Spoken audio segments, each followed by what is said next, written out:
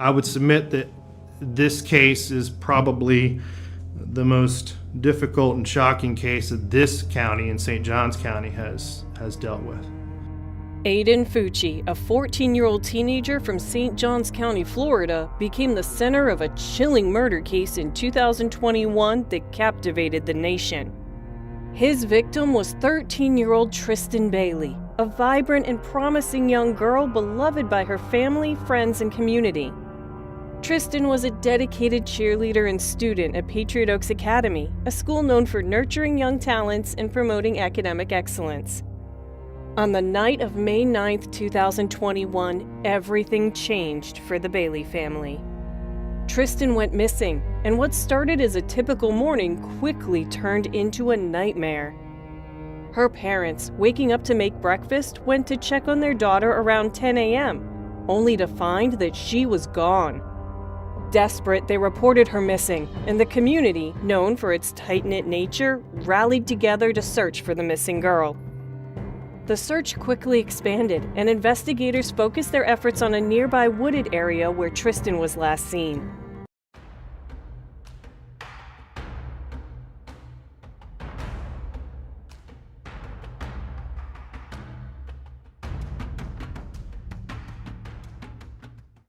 Security footage from the area showed Tristyn walking with Aiden late that night, around 1:15 a.m., near the amenity center of the Durbin Crossing neighborhood. Initially, their walk seemed harmless, but as the hours passed and Aiden was seen leaving the woods alone, police became suspicious. What followed was a rapid series of events that would lead to the shocking discovery of a brutal crime. 3 hours later, Tristyn's body was found near a bushy area by a neighbor who was out for a jog. The sight of the young girl's body, lying in a pool of blood with multiple stab wounds, was horrific. She had been stabbed 114 times, with 49 of the wounds being defensive, suggesting she fought for her life until the very end. It was a murder of cold, calculated violence. Aiden Fucci, who had been one of the last people to see Tristyn alive, was quickly taken into custody for questioning. When investigators arrived at his home and asked him to show them the route he and Tristyn had taken, Fucci's behavior raised further suspicion.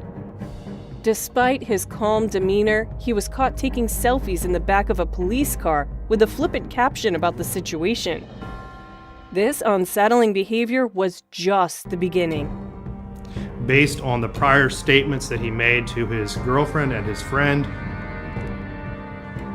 he indicated that he was going to kill someone. At which point he determined that it was going to be Tristyn Bailey, I don't know. During the investigation, it became clear that Fucci had been harboring disturbing thoughts long before the murder. His friends and family told authorities that he had mentioned violent fantasies, expressing a desire to kill someone, and even stated that he would do it in 30 days. His girlfriend described him as numb and emotionless, traits often associated with the behavior of serial killers. Fucci's disaffected and violent tendencies were becoming increasingly apparent. Upon searching his bedroom, authorities found evidence that suggested premeditation. There were satanic drawings, disturbing images of girls with X's on their genitals, and other horrific depictions of violence. His room was a chilling reflection of his mindset, a mindset that would soon be linked to the murder of Tristyn Bailey. As the investigation progressed, authorities searched the nearby lake where Tristyn's body had been discovered. Divers found the murder weapon, a folding knife, its blade broken off in Tristyn's skull. The knife, identified as matching one Fucci had been known to carry, solidified the case against him. The sheer brutality of the crime was evident. 114 stab wounds, many of them inflicted while Tristyn fought to escape, suggested a horrifying level of malice. Fucci's statements during the investigation also pointed to his lack of remorse. He claimed that Tristyn's death was a result of a fight, and he justified his actions by saying that she had grabbed him, leading to the fatal altercation. But the evidence contradicted his claims. The autopsy revealed the savage nature of the attack, and Fucci's previous statements about wanting to kill someone in the woods now seemed to align with the brutal reality of what he had done.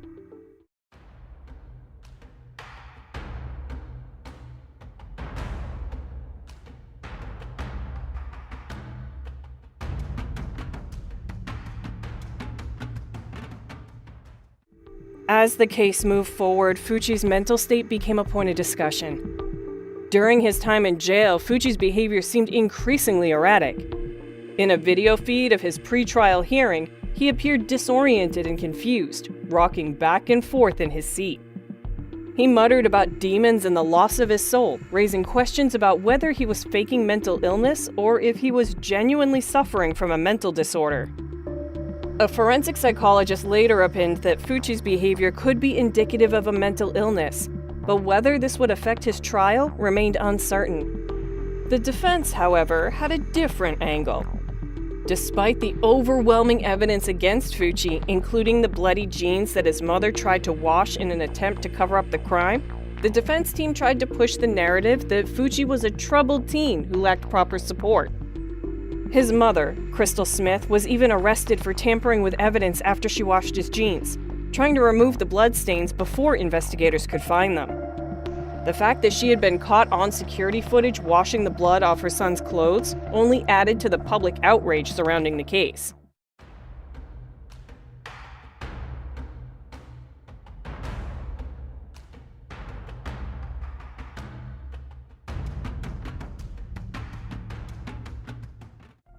The public reaction to Tristyn's murder was swift and intense.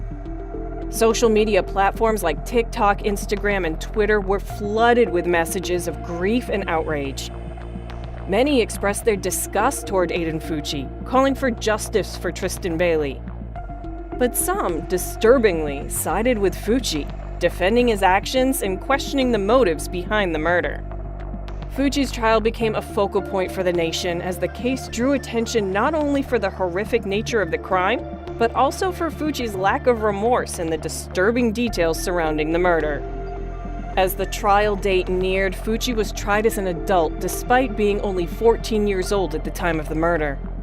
His charges included first-degree murder, a clear indication that the prosecution was treating this case with the utmost seriousness. When the trial finally began, the prosecution wasted no time presenting the overwhelming evidence against Fucci. The fact that he had openly discussed his desire to kill and that he had specifically targeted Tristyn, leading her into the woods before stabbing her repeatedly, left little room for doubt. His chilling lack of remorse, demonstrated by his behavior during and after the crime, further sealed his fate. Despite his actions and his attempts to portray himself as a confused, disoriented teenager, the jury found Aiden Fucci guilty of first-degree murder. The sentence was harsh: life in prison without the possibility of parole. Mr. Fucci, having entered a plea of guilty to the crime of first-degree murder, I adjudicate you guilty of the premeditated first-degree murder of Tristyn Bailey. I sentence you to life in prison. In a powerful moment during the trial, the victim's family addressed Fucci directly. They poured their hearts out, urging the court to hold him accountable for the pain he caused. Their words were a reminder of the devastating impact Fucci's actions had on their lives and the life of their daughter, who was taken so violently and senselessly. Aiden Fucci, you have destroyed me. You have destroyed my family. You have destroyed Tristyn's friends. You have destroyed the community that we live in. Tristyn Bailey's family and friends continue to cope with the loss of their daughter, while Aiden Fucci now faces the consequences of his horrific crime. His sentence ensures that he will spend the rest of his life behind bars with no chance for release. The trial has been a reminder of how violence, when driven by unchecked rage and disturbed thoughts, can shatter lives and change communities forever. Aiden Fucci's case has raised significant questions about the mental state of young offenders and the potential for rehabilitation. However, for the Bailey family, the pain of losing their daughter remains an unhealed wound.